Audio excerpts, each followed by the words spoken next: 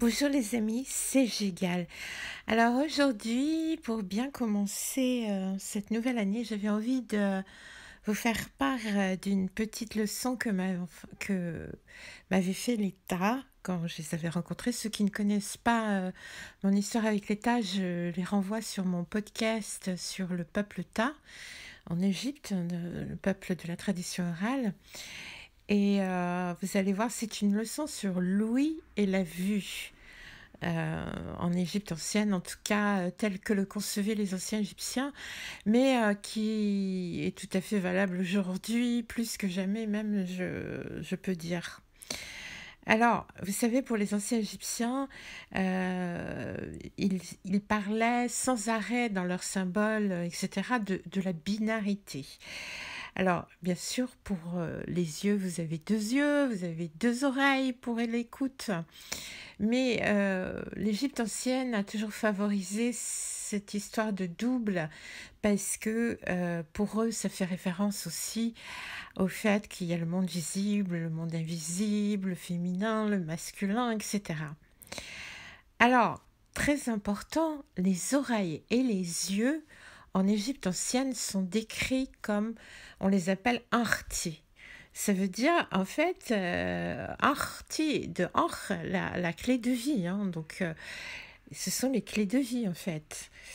Mais on peut le traduire aussi, comme vous le savez, et là je vous renvoie sur ma vidéo YouTube sur le soleil dans la bouche, pour vous expliquer que les hiéroglyphes, les mots ont des sens, plusieurs sens, pas seulement le simple sens littéral, mais bien entendu plusieurs couches de signification suivant votre connaissance de l'Égypte et des choses philosophiques. Et donc, artiste, ça veut dire aussi la paire de portes. Alors évidemment, pour les anciens Égyptiens, les yeux sont des portes, les oreilles sont des portes, les narines sont des portes, etc. Mais ils s'arrangeaient aussi, par exemple, dans le paysage, pour doubler les choses. Par exemple, ils doublaient les villes. Hein, il y a deux Abossir, il y a deux Boto, il y a deux, etc., etc. Ils s'arrangeaient aussi pour doubler, par exemple, les lacs. Parce que les lacs, chez les anciens Égyptiens, c'était les yeux des gens qui vivaient en dessous, c'est-à-dire des mondes invisibles mais souterrains, on va dire.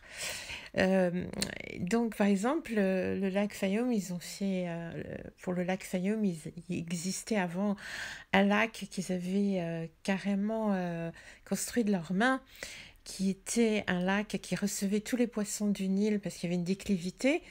Donc ça leur faisait un énorme réservoir de poissons pour les mois où il n'y avait pas à manger.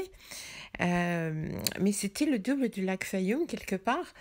Et c'était les deux yeux en fait hein, de Fayoum. Et puis vous avez aussi d'autres lieux en Égypte, comme dans les lacs près d'Alexandrie, qui marchaient par deux.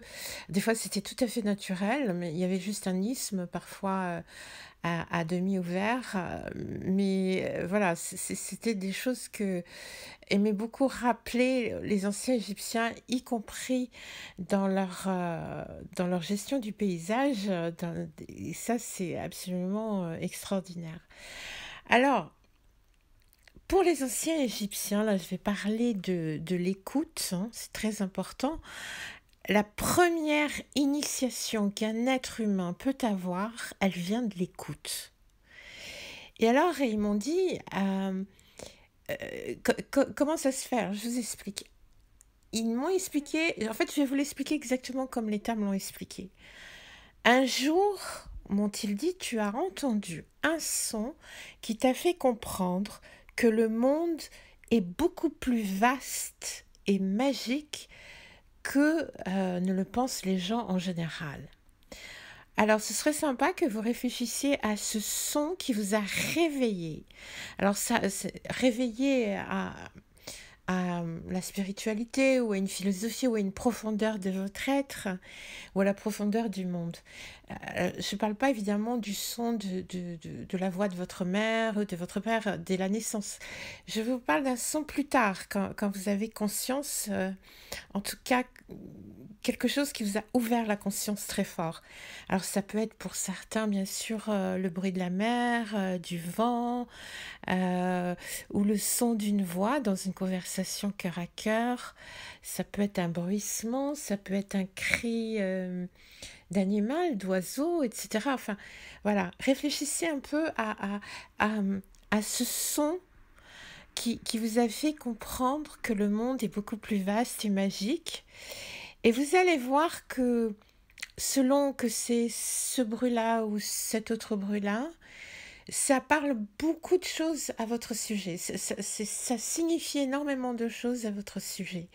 Réfléchissez beaucoup à tout ce que cela veut dire, ce son que vous n'arrivez pas à oublier, qui est quelque chose de très fort en vous, dans vos entrailles.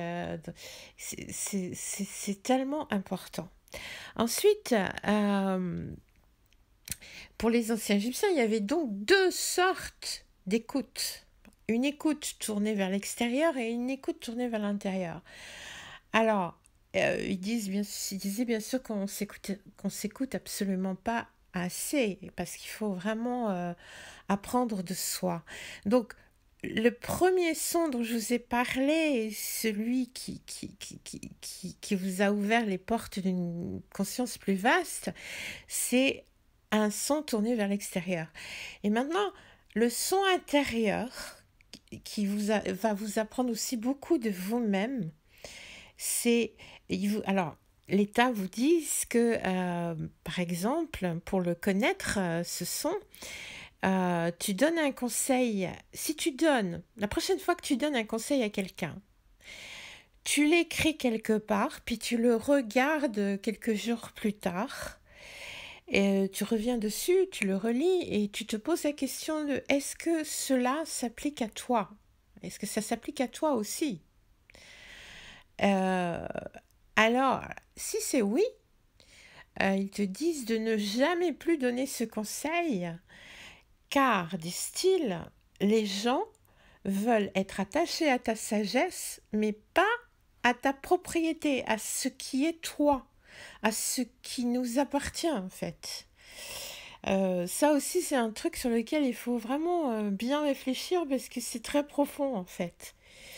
Et alors, de façon plus moderne, on peut aussi se réécouter parler sur une cassette, enfin sur une bande, euh, écouter sa voix, son ton, son intonation, les mots que l'on utilise. Il faut se réécouter comme un étranger le ferait, parce que tout ça, les mots qu'on utilise, l'intonation, etc., révèlent beaucoup de choses.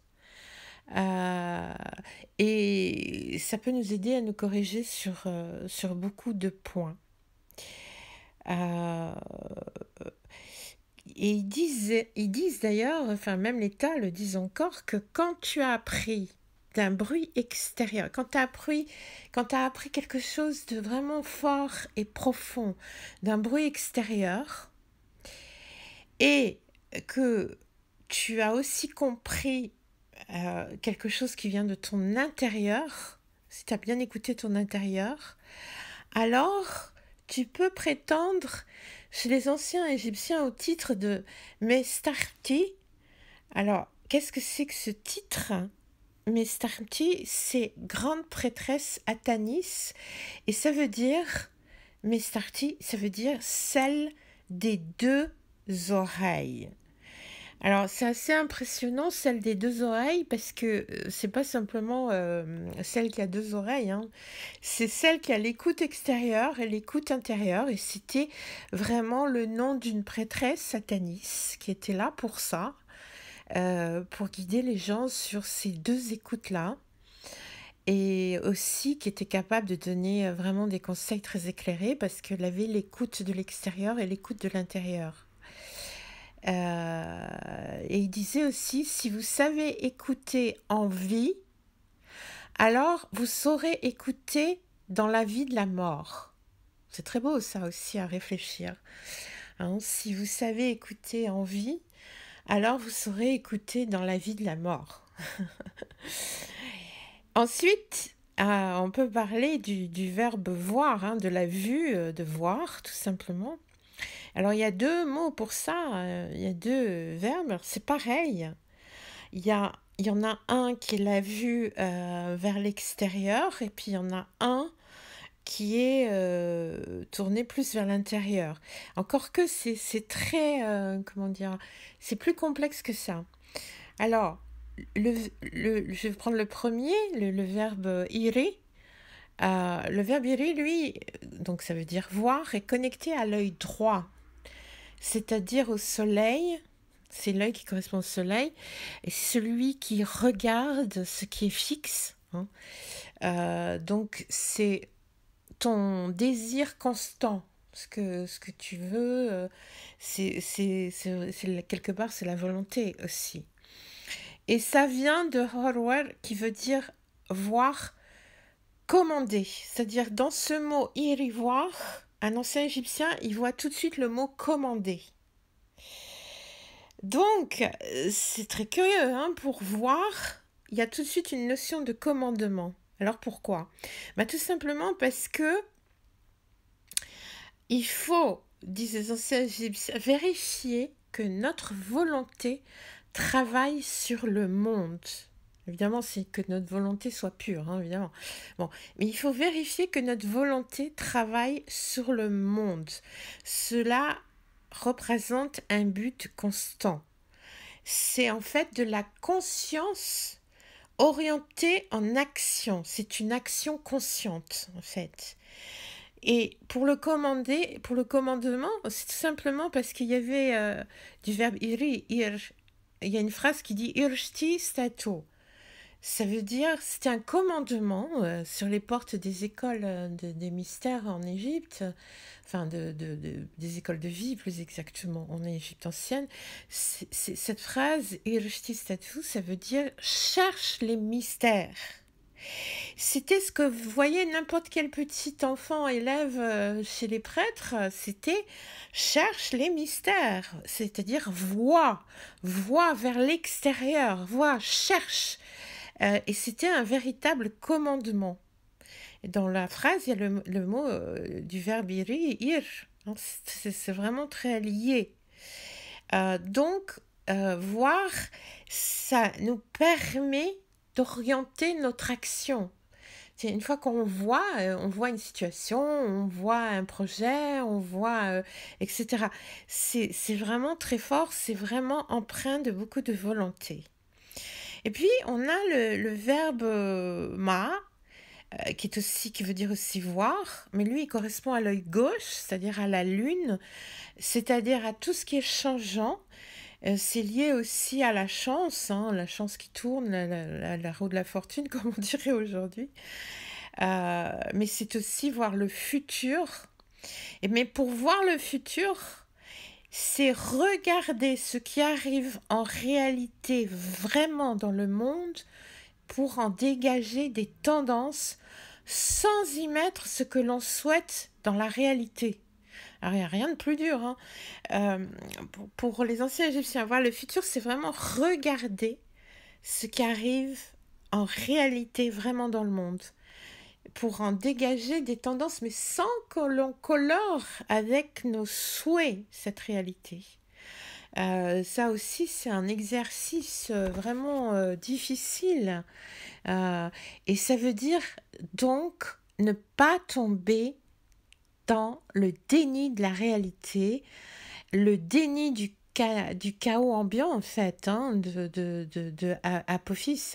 Le chaos, c'est le serpent Apophis, c'est le futur qui n'est pas organisé. Donc ça veut dire regarder en face les problèmes d'une relation qu'on a avec quelqu'un, un travail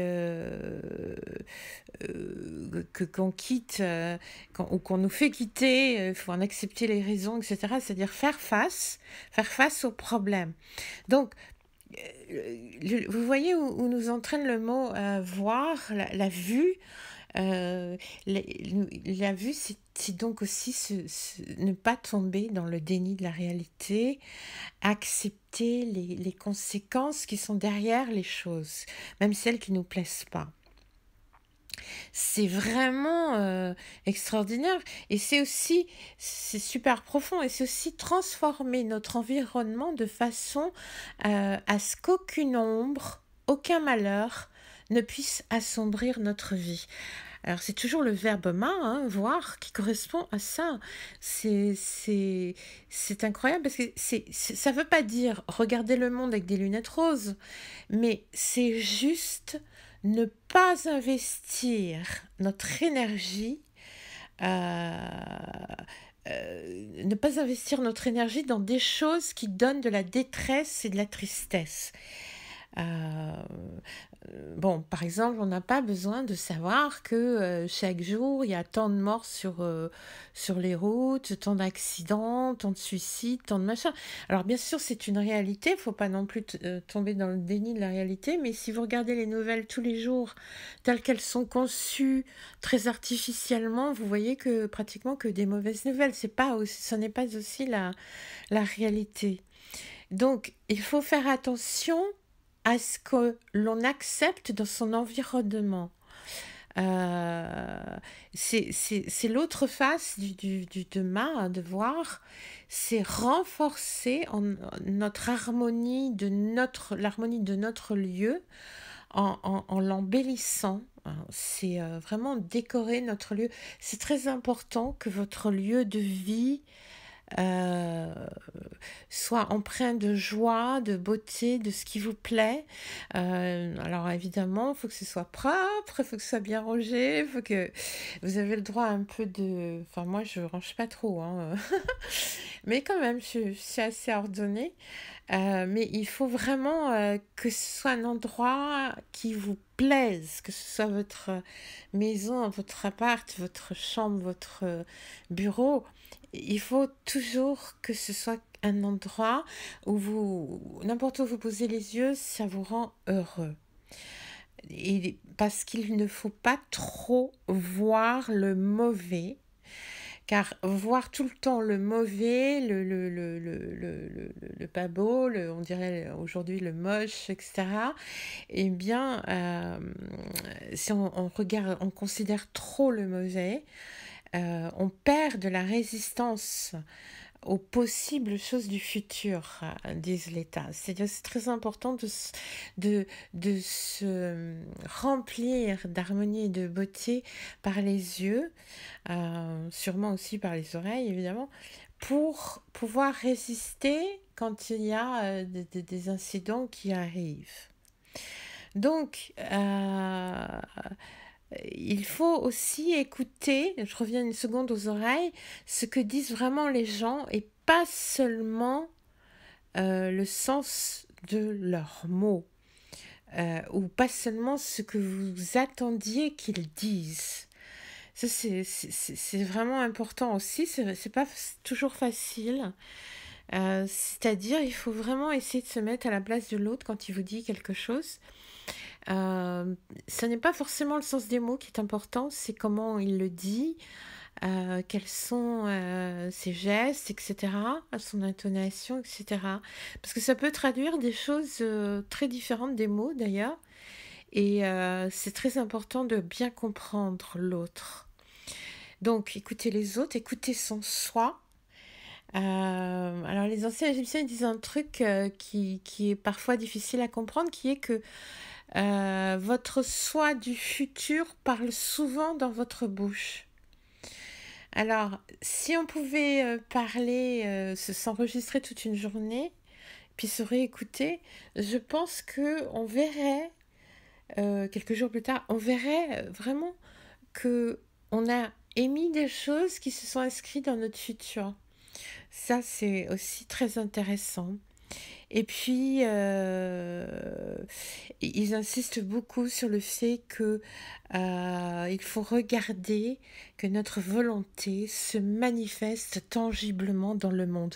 Il ne faut pas attendre que la vie passe, il ne faut pas supporter les choses, il faut agir, il faut marquer sa volonté, marquer le bien, l'harmonie en permanence, l'affirmer par la voix, par le regard, par l'écoute, par plein de choses. Voilà. Euh, C'était tout ce que je voulais vous dire aujourd'hui. Moi, dans les derniers mois, il s'est passé beaucoup de choses pour moi. J'ai voyagé en Catalogne, j'ai voyagé un peu partout. Je suis revenue à Paris, je suis repartie, je suis revenue, etc. Donc, j'aurai beaucoup, beaucoup, beaucoup de choses à vous dire. Ce sera dans les prochains podcasts. À très bientôt.